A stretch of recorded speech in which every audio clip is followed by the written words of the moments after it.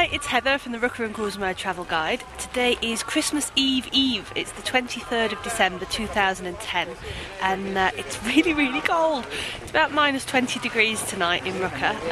It's about 6:30, nearly 7 o'clock in the evening, and tonight is the night of the school play here at the Ruka Ski Stadium, where a load of local school children are going to put on the production, the Christmas bird, Joululintu.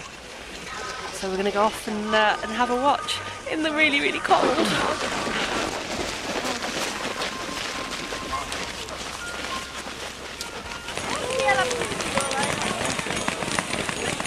He's so crazy.